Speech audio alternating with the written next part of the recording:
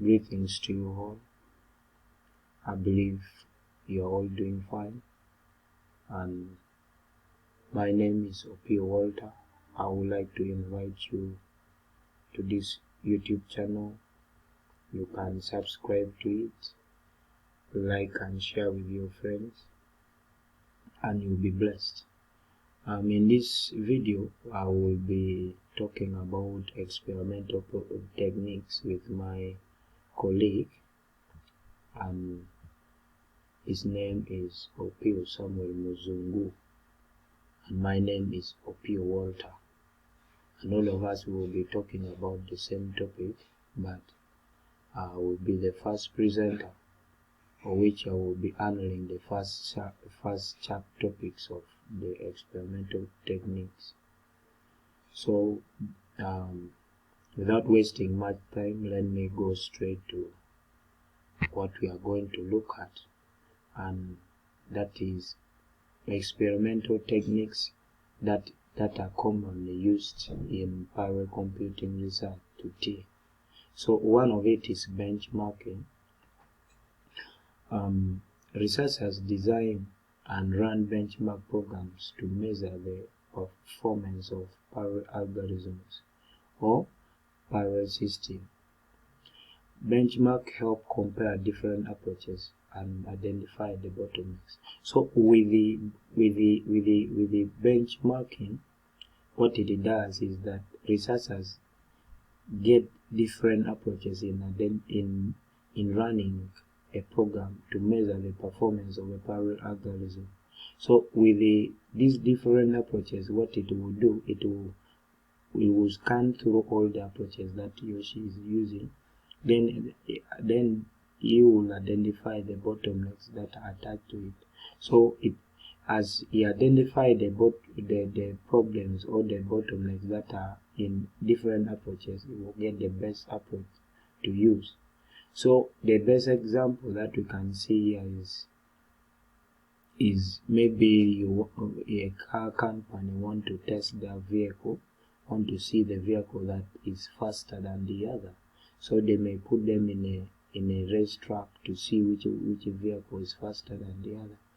So in benchmarking, like now, we will consider which vehicle is faster than the rest of the other, so that vehicle will be used, and the rest of it will see what are the problems, what are the hindrances in those cars.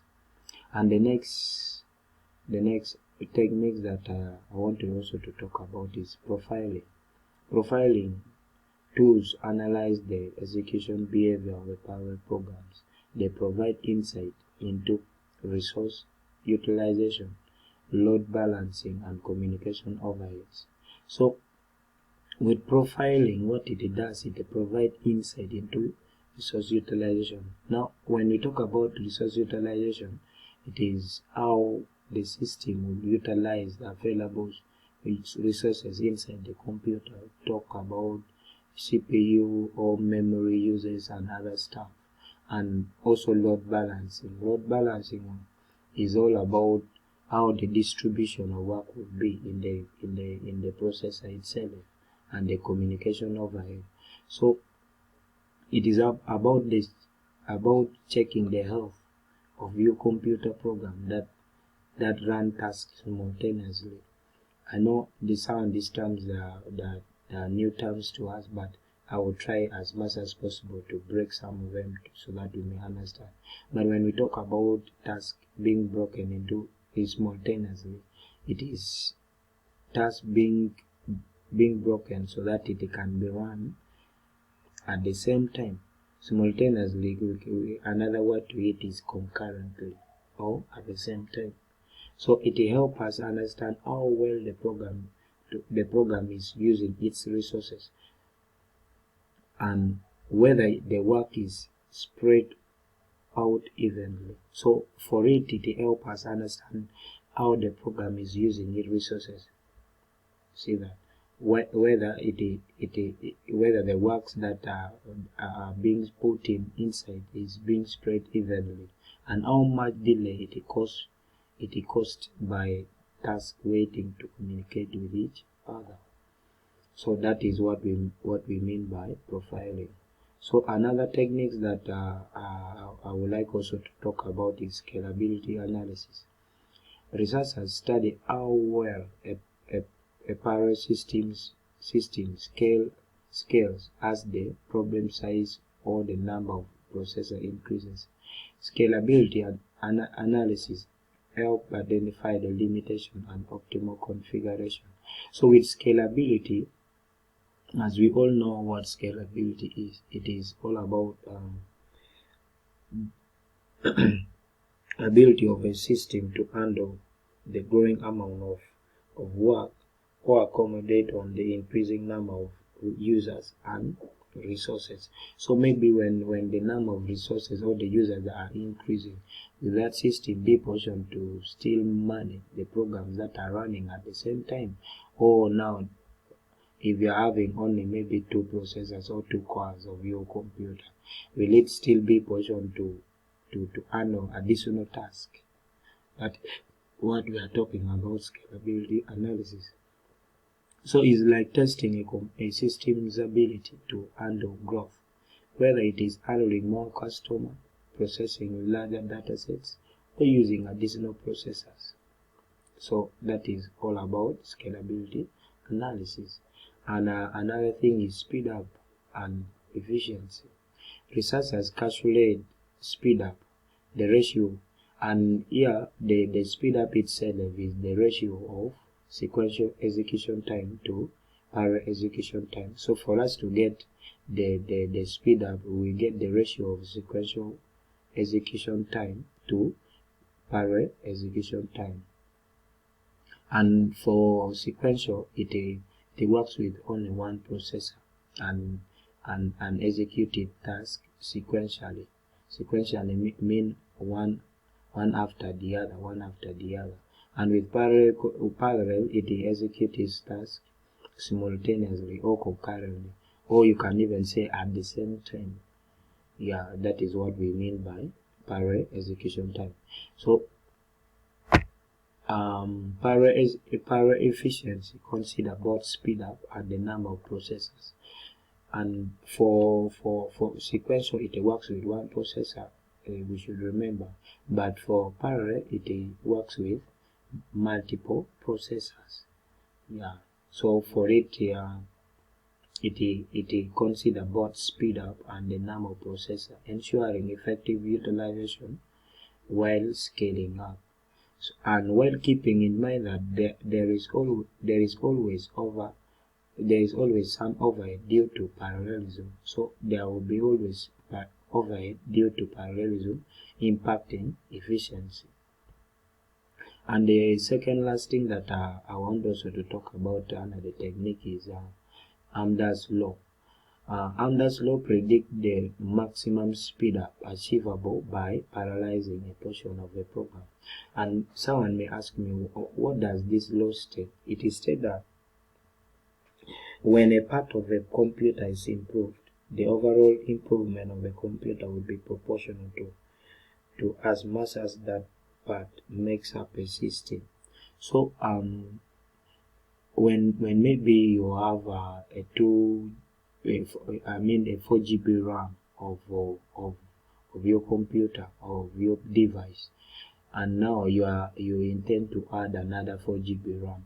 The other 4 GB RAM that you are adding, the total functionality or the improvement that you are going to make is what we are calling the Amdahl's law. The contribution that it will make to the overall performance of your computer, it will be what we are saying Amdahl's law. So for it focuses on improving performance. So if what you're adding to your device or any hardware or any device that you're adding to your system is not contributing to the total performance of your computer, then it may not work as the Amdahl's law. By optimizing critical section of the codes. Experimental design, that is the last techniques that I can look at. When comparing parallel algorithm or system, researchers carefully design experiment by controlling variables. And this variable that we are talking about here is input size, workloads, and hardware, to ensure a meaningful result. Another subtopic that we are going to look at is measuring performance. And what is the definition of measuring performance? In computing, it means checking how well a system, you can talk of an app or a program, that how it does certain tasks. So if your system or your app or your program is doing a certain task and is working the way it is supposed to be, then we can say it is having a higher performance. But if it is not doing the way it is supposed to do, then it ceases to be highly performed programs or highly performed device. We want to see how fast it runs, like when you're running a program or a task, how fast will it be when it runs, how it uses resources like memory, talk of CPU, and if it works efficiently as we make it handle more work. Basically, it is about understanding how well a technology works in a different situations. Under it we have also execution time. And now in execution time, we have two different types of it, and one of it is sequential and another one is parallel.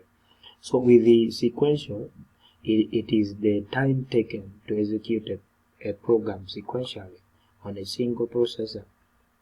I remember up there we came across what sequential execution time is. I remember telling you it uses one processor, as we can see here. It uses one processor, single processor and it run or execute the program sequentially. With the sequentially, we means one after the other. Okay, so with the parallel, the time taken to execute the same program using the multiple processor or core in a parallel computing environment. So for parallel, it has multiple processors. Now we can identify the difference between the two execution time. For sequential, it has only one processor, but with the parallel, it has multiple processors. And for parallel, it can execute programs simultaneously or concurrently or at the same time. Let's also look at ways to measure the performance of a parallel algorithm running on a parallel processor. And one of the ways is elapsed time. So when we talk of elapsed time, is a fundamental metric used to measure the performance of parallel algorithm. It simply refers to the total time taken for the parallel algorithm to execute from start to finish. So maybe the best example I can put is when someone is taking a race, maybe a 100-meter race. So the time that person will start this race to the time he will end the race, that is what we are calling the elapsed time. I believe we will make it simpler in that way, someone will understand me well. So the time that is measured for a program to perform a task in a parallel algorithm is what we are calling elapsed time. So another way is the price or performance. For it involves comparing the performance of the system, usually measured in terms of elapsed time.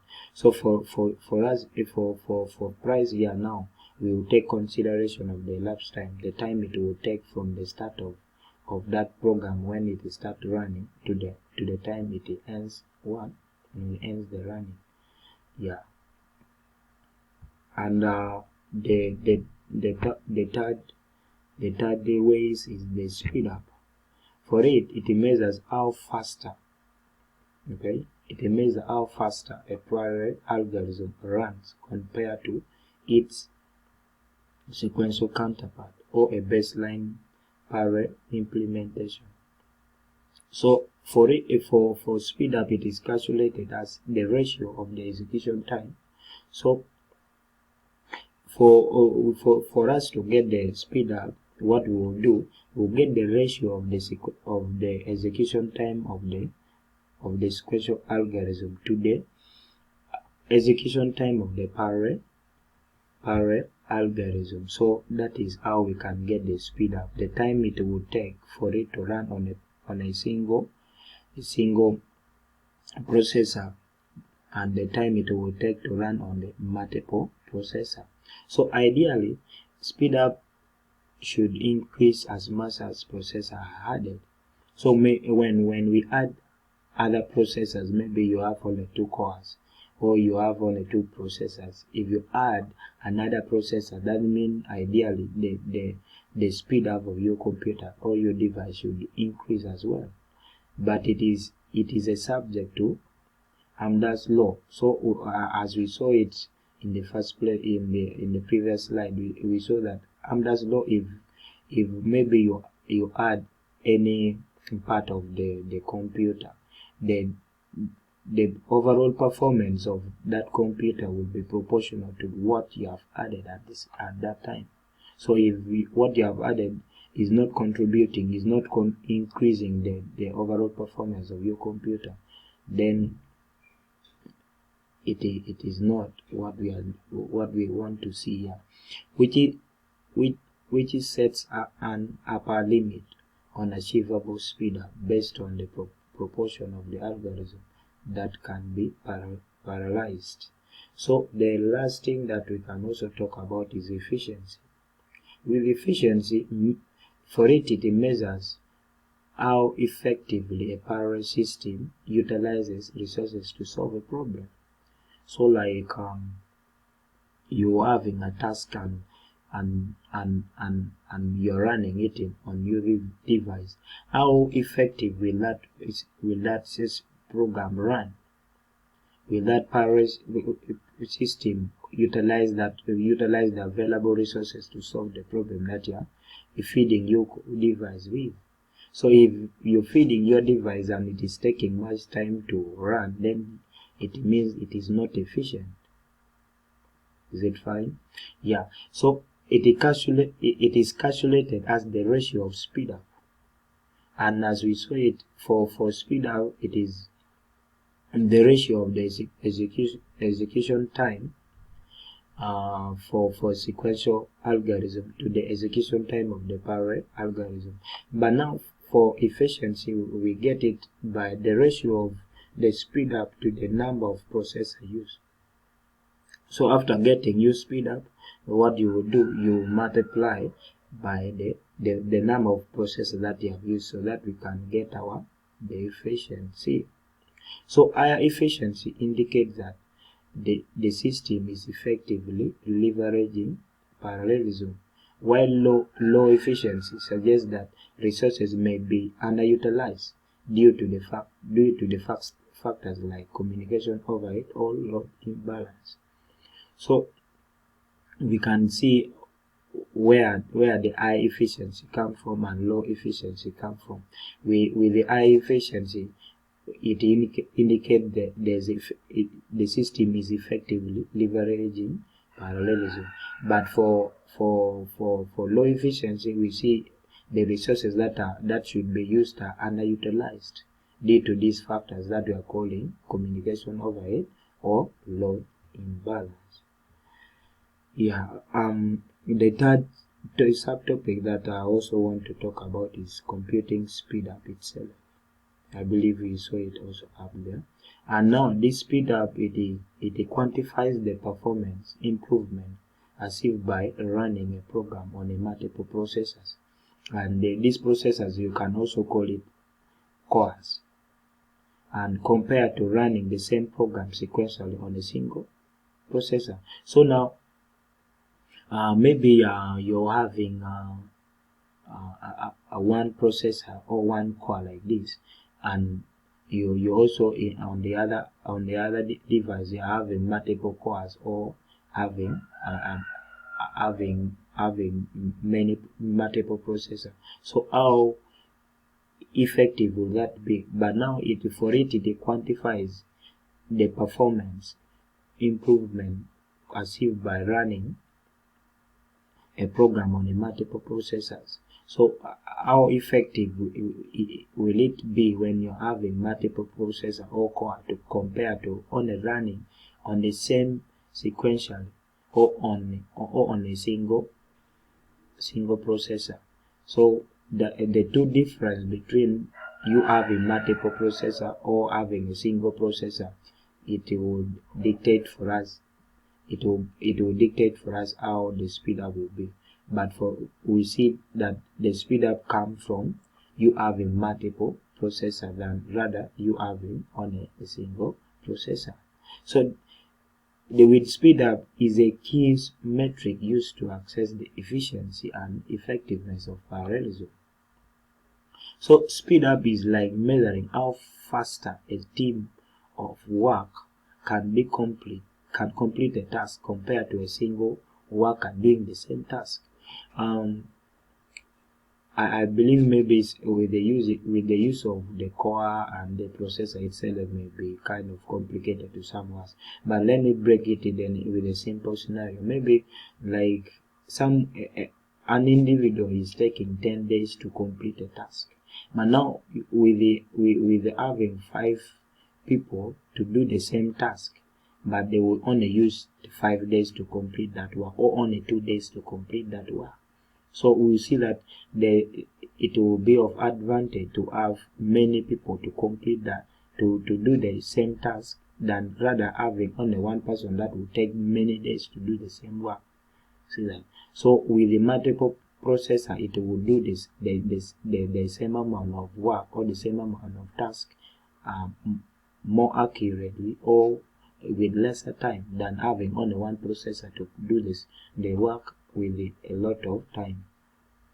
So for it is calculated by, like, you get the sequential execution time and you divide it by array execution time, and here it is the interpretation.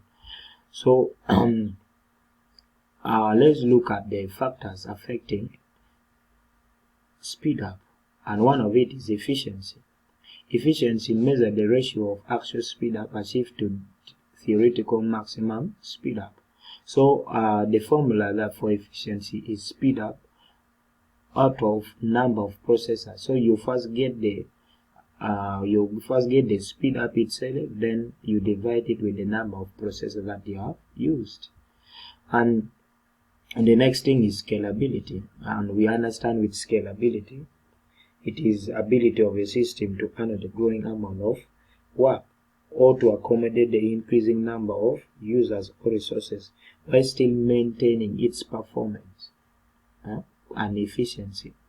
So if maybe you're having a 2-core or a 2 processor, but it can still handle multiple tasks, is what we are meaning with the scalability, while still having efficiency and the overall performance is still good. And now let's look at the resource utilization. For it monitor and analyze CPU utilization and memory uses, input and output operation, and network bandwidth to assess how effectively resources are utilized in a parallel environment.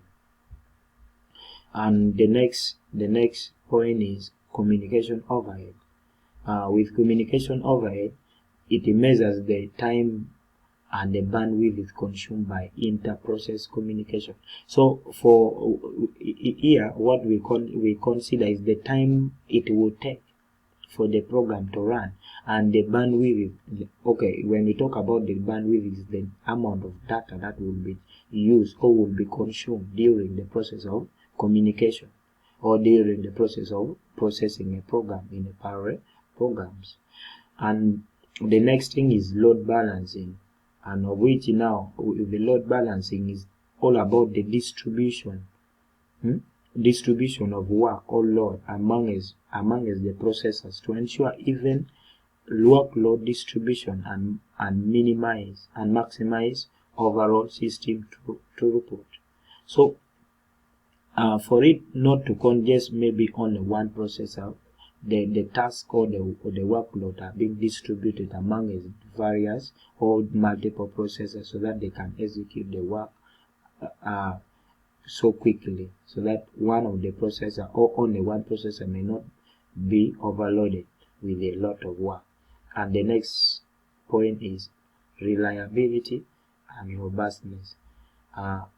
Assesses program reliability by analyzing error rates, fault tolerance, mechanism, and resilient to failure in distributed parallel system. So for it now, what it does, it assesses program reliability. How will it be reliable in terms of error handling?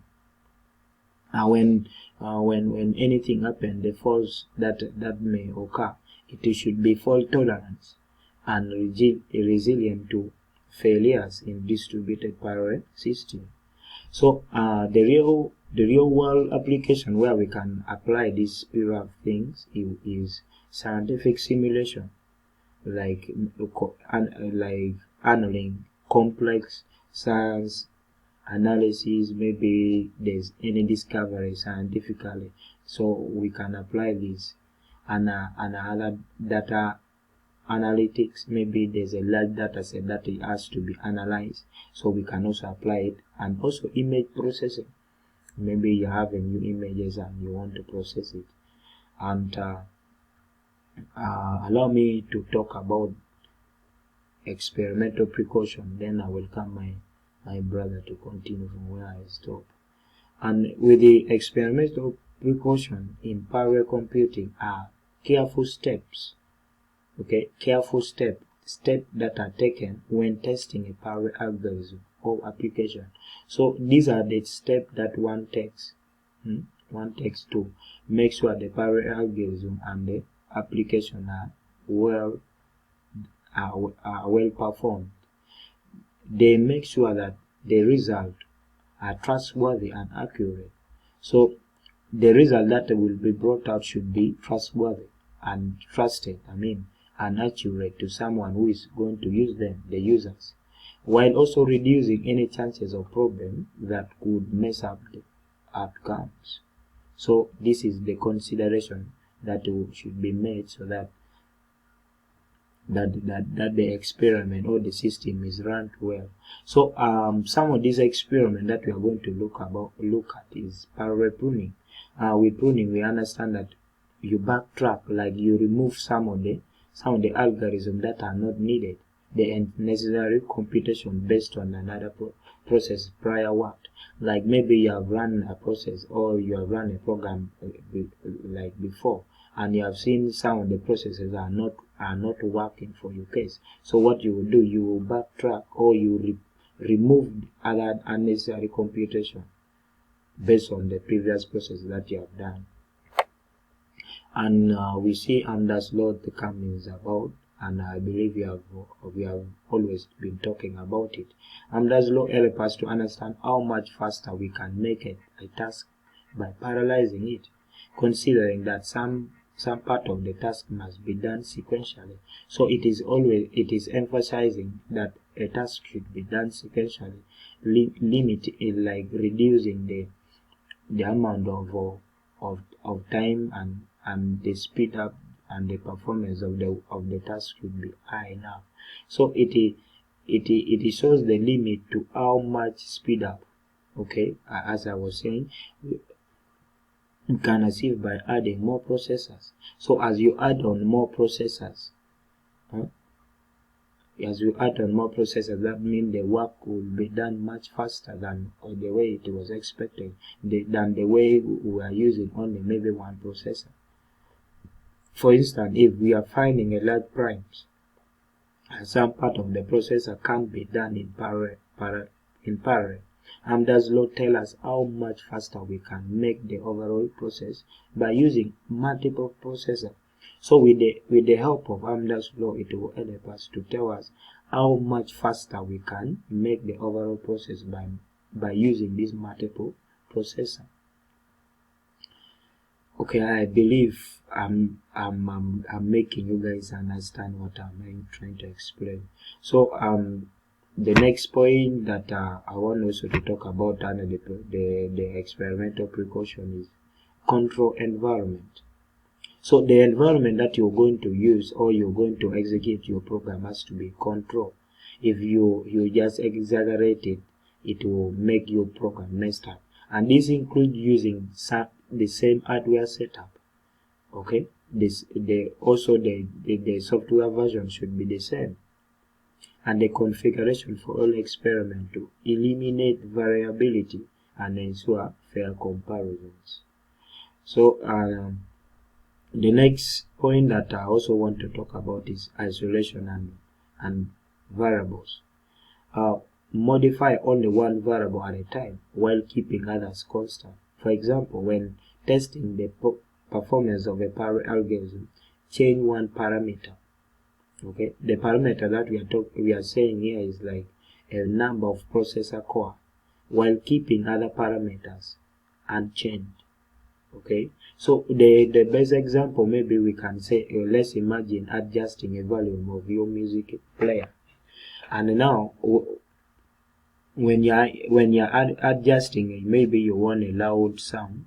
What you will do, you will not maybe reduce. What you will do, you will just adjust that knob for increasing the volume, leaving other knob or leading other part of the knob, so that you only get the maximum sound that you intend to get. In experiment, it helps us understand how individual factors affect the overall outcome. So maybe like for the other example I remember giving, when you're only increasing the volume, you will not touch on the other knob. So you will just concentrate on what you're doing, leaving the rest of the thing. Okay, and the next point is warm-up period. Allow sufficient time for parallel system to reach a stable state before starting the actual experiment.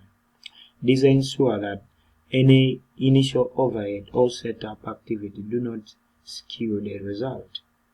Okay, it helps us that the initial, when you're just starting, the initial overhead and the setup activity do not skew the result, do not spoil what you're doing. And this is the warm-up period, maybe when you're just starting your process. And avoid resource contention. Let me just talk about this. Like when you're running a program and you have a multiple processor, all of them will be executing a task the way it has been apportioned. So there will be no contention for what? For the resources. There will be no conflict that prevent resource conflict or contention that could impact in experimental result. And another point that I also want to talk about is replication and validation. With the replication and validation, it repeats experiment multiple times. So for it, and as we know, the meaning of replication is making copy of something. So for it now, it repeats the experiment multiple times to validate result, to make the result be validated and ensure consistency. This replication help identify outliers and anomalies and provide more robust insight into the behavior of the parallel systems.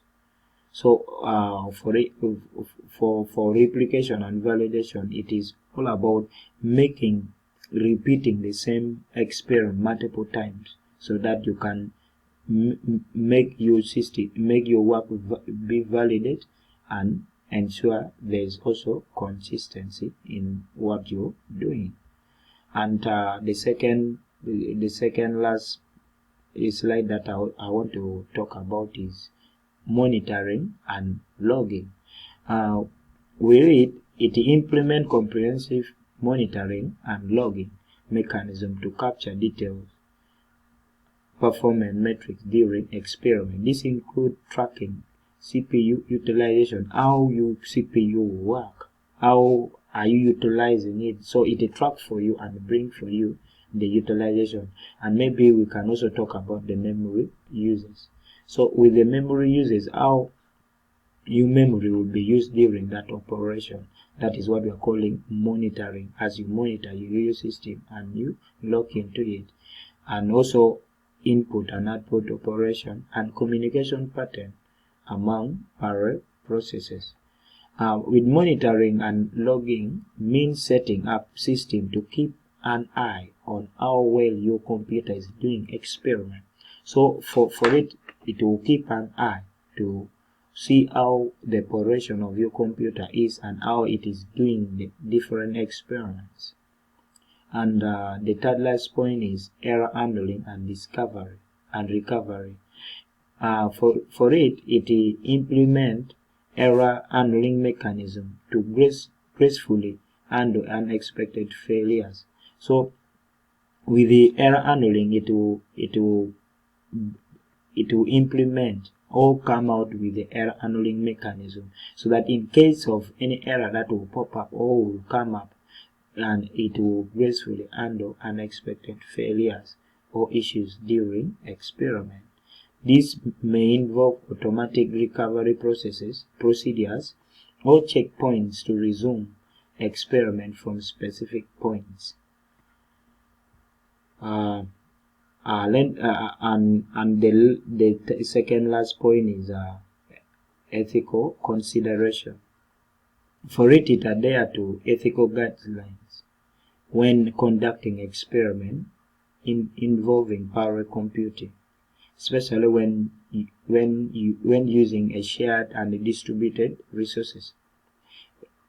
Respect user privacy, data confidentiality, and institutional policies. So with this, we will be ethical enough to consider even other privacy of your customer or you people you are dealing with.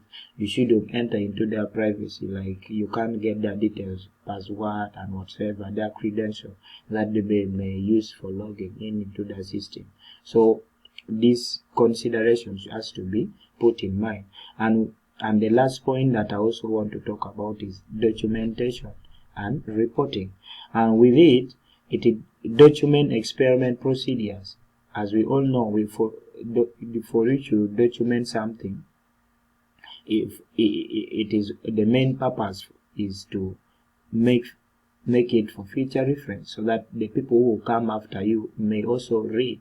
Or maybe with times you can also go to the same document or the documentation, and you can go and see the procedures that you used in the earlier stage, so that you can remind yourself.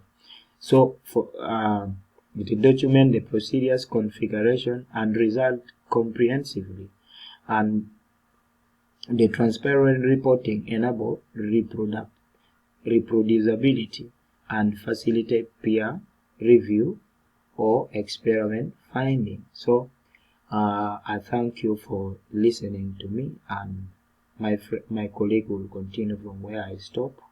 And I believe you are blessed with today's presentation. May God bless you. Thank you for listening to me.